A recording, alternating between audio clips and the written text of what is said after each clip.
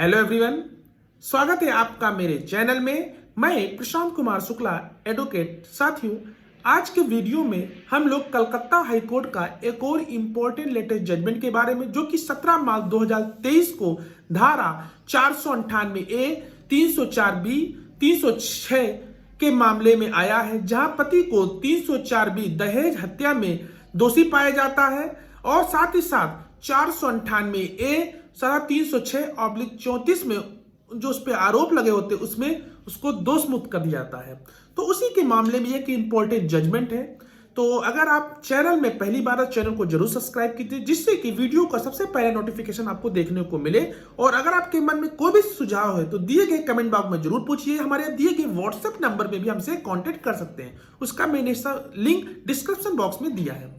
आज के समय में 498 के झूठे केस और बहुत सारे मुकदमे आ रहे हैं, तो उन सबको अगर इस तरह का मामले आपके साथ हैं तो आपको अपनी केस को कैसे मजबूत बनाना है, उसमें हम लोग उसी टॉपिक पे आज डिस्कस करेंगे। और ये एक इंपॉर्टेंट जजमेंट उसी पे आधारित है, जहां पति को जो 304 बी में कन्विक्ट कर लिया जाता है, लेकिन कलकत्ता हाई कोर्ट द्वारा उसे रिलीज कर दिया जाता है। तो जानते हैं इस जजमेंट में क्या कहा गया, तथा उस जो एप्लेंट है यानी कि जो पति उसकी तरफ के जो अधिवक्ता थे, उन्होंने कलकत्ता हाई कोर्ट में किन बिंदुओं पे बात रखी और उनको कामयाबी मिली।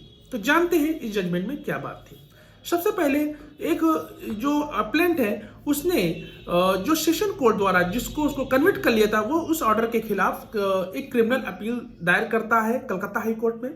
और जो एफआईआर है वो जान लेते हैं इसमें मामले में क्या था। जो ये मामला था 1 जुलाई 2012 का था। एक व्यक्ति जो कि उसकी एक सिस्टर है, उसने एप्लेंट के साथ यानी कि उसके पति और उसके जो परिवार वालों के साथ एक अच्छी रीति रिवाज से शादी करी थी। शादी के समय उसके जो भाई ने 70,000 कैश, कुछ सोने के आभूषण, कुछ फर्नीचर शादी के समय दिए थे। आफ्टर मैरिज, शादी के बाद उनको एक लड़की होती है। उसके बाद जो उसकी लड़की होती है तो उसके बाद एक रिटन कंप्लेंट दायर की जाती है कि उसके जो परिवार वाले यानी कि उसके पति और उसके ससुराल वाले यानी कि उसके ससुर उसे 50,000 डाउरी की एडिशनल मांग कर रहे हैं। और जो कि एक ट्रॉली का, जो उसकी बच्चे का एक डॉटर हुई थी, उसमें जो ट्रॉली होती है जो बच्चे उसमें घूमने के लिए, उसकी भी एक मांग कर रहे हैं। जिसके कारण वो उसने उसके जो एक्यूज यानी कि जो एप्लेंट है वो उसको टॉर्चर कर रहे हैं, उसकी सिस्टर को, क्योंकि वो उसकी डिमांड को फुलफिल नहीं कर रहे हैं। फिर उसके बाद ये बताता है कि एक रिटन कंप्लेंट में ये भी बात रखी जाती है कि जो उसकी सिस्टर है वो सेकंड वाइफ, दूसरी पत्नी है उस एप्लेंट की, उसकी जो पहली बीवी है वो भी ने इसी तरह एक सुसाइड कर लिया था शादी के 3 साल बाद। वो उसने भी सुसाइड कर लिया था क्योंकि उसके जो पति ने यानी कि जो इसका पति है उसको टॉर्चर करता था, जिसके कारण जो उसकी पहली बीवी थी उसने भी सुसाइड कर लिया था। At the time of marriage, शादी के बाद एप्लेंट के उस समय यानी कि जो पहली बीवी के से 3 बच्चे थे। उसके बाद क्योंकि जो उसकी पहली बीवी थी तो वो भी अपने पति द्वारा, जो उसके पति उसे मानसिक रूप से उसे प्रताड़ित कर रहे थे, वो ये सब सहन नहीं कर पाए, जिसके कारण उसने सुसाइड कर लिया। फिर उसके बाद जो कंप्लेनेंट है यानी कि उसका जो भाई है वो ये बताता है कि जो उसके अपोजिट पार्टी यानी कि जो एप्लेंट्स है यानी कि जिसने उसका पति है, उसके परिवार वाले उसे बहुत ज़्यादा फोर्सली उसको मारते थे, पीटते थे, मेंटली उसको टॉर्चर करते थे, जिसके कारण उसकी जो सिस्टर है उसने जहर को खा लिया है।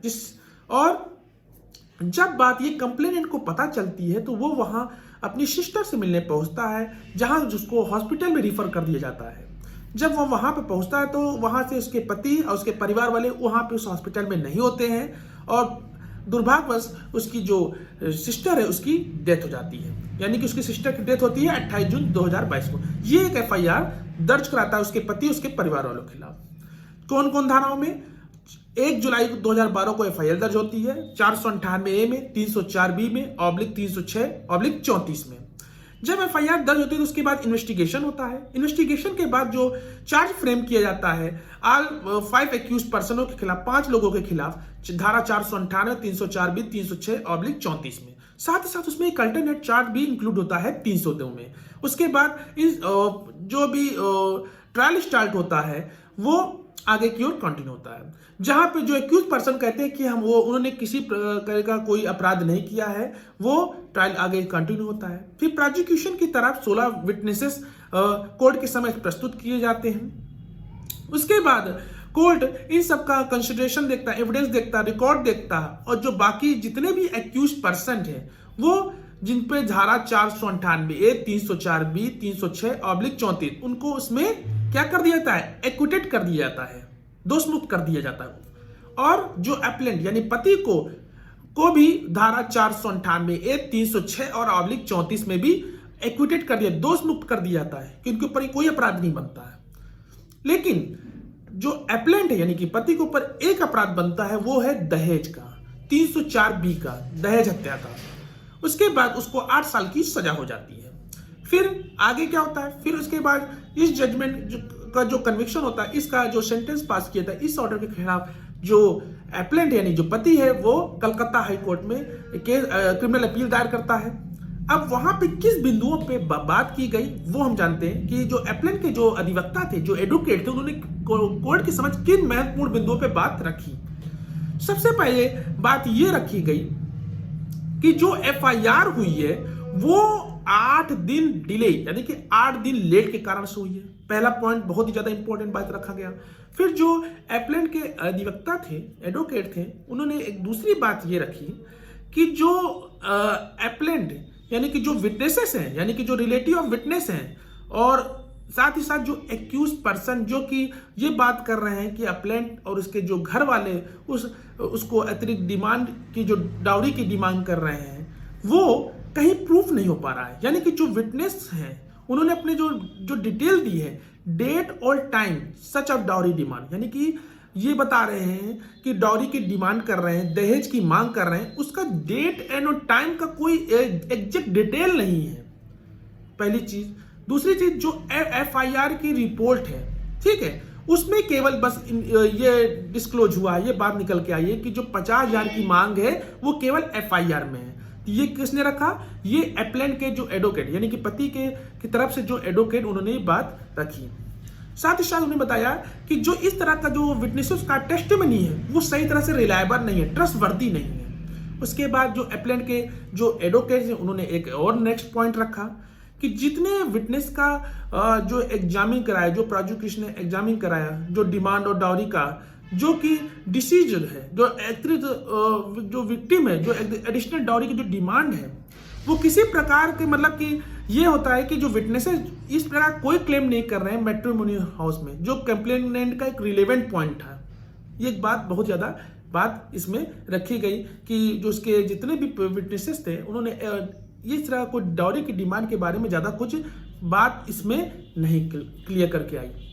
फिर इसके बाद जो एप्लेंट के जो एडवोकेट थे उन्होंने ये भी कहा कि जो एप्लेंट के ऊपर यानी कि पति के ऊपर 498A, 306 में वो ऑलरेडी उस अपराध में क्या हो गया है, एक्विटेड हो गया है, दोष मुक्त हो गया है।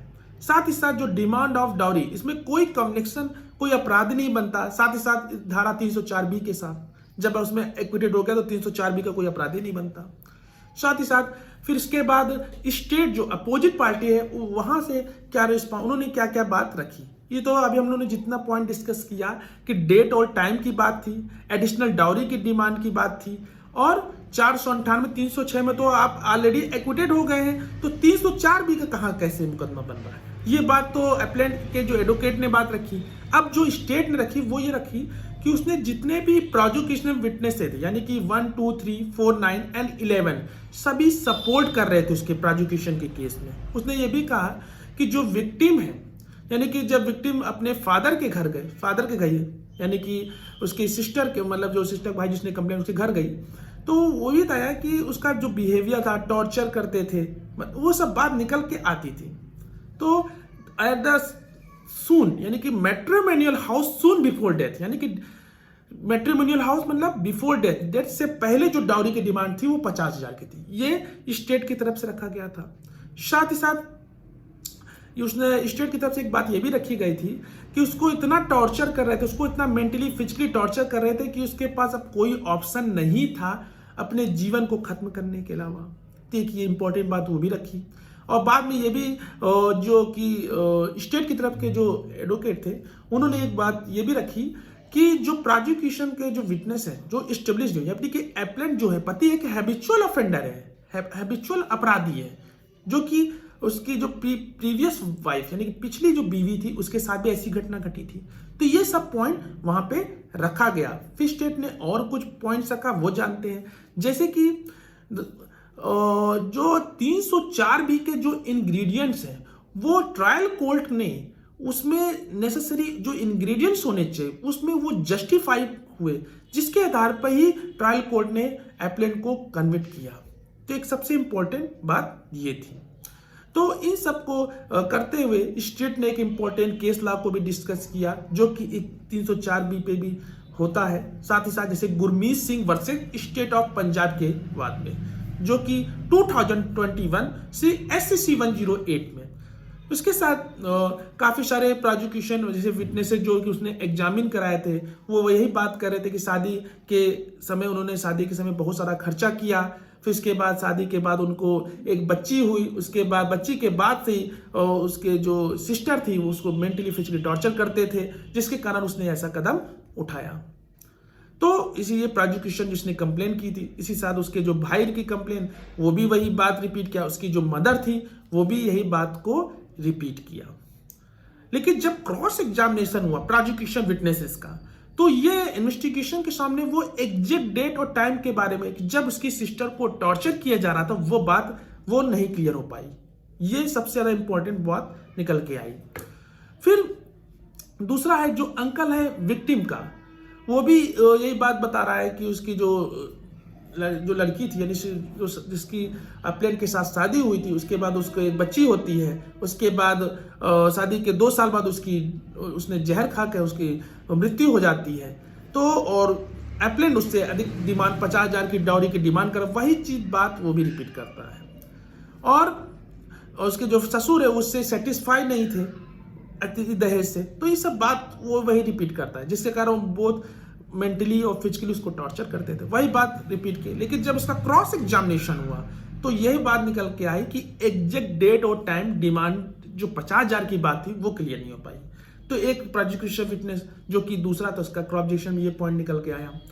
फिर प्रोसिक्यूशन विटनेस जो कि हुआ कौन था, वो था उसका ब्रदर इन लॉ, ठीक है, वो भी एक बात निकल के आया, लेकिन उसमें भी एग्जैक्ट डेट और टाइम नहीं निकल के आया।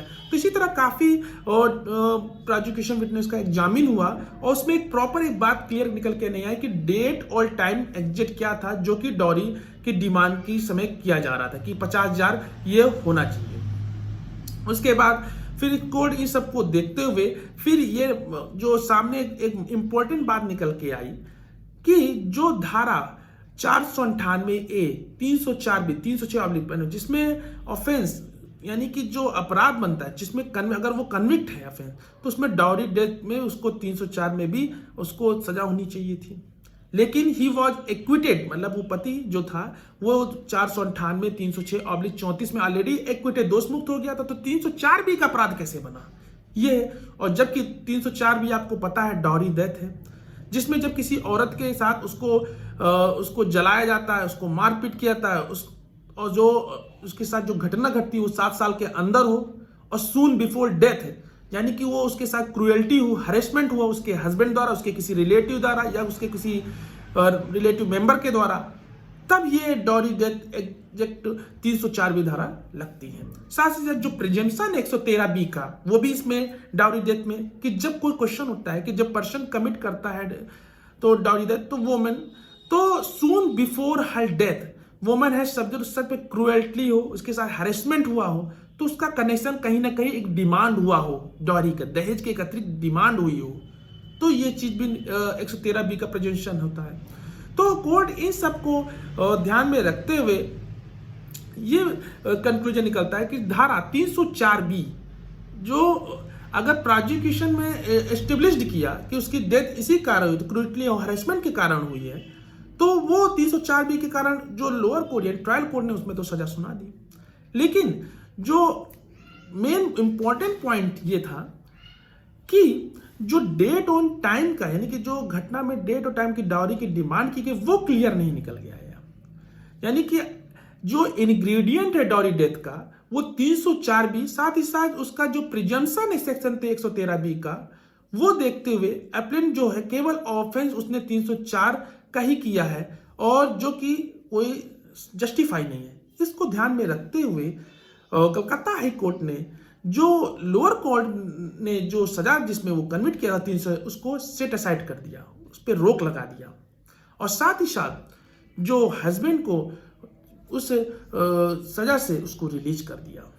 तो ये इस तरह का आपको देखना है कि ये जो जजमेंट कितना महत्वपूर्ण है। इसमें जो इंपॉर्टेंट पॉइंट था वो था कि डेट और टाइम, जिस समय डाउरी की डिमांड सून बिफोर डेथ, यानी डेथ से पहले डेट और टाइम का अगर क्लियरेंस है, बात क्लियर निकल के आ रही है, तभी 304 बी के आधार पर ही सजा होनी चाहिए। तो ये एक इंपॉर्टेंट जजमेंट है जो कि हाल ही में कलकत्ता हाई कोर्ट का, जो कि आपको पता होगा 17 मार्च 2023 को आया है। डिस्क्रिप्शन बॉक्स में मैंने इस जजमेंट की लिंक दे दी है।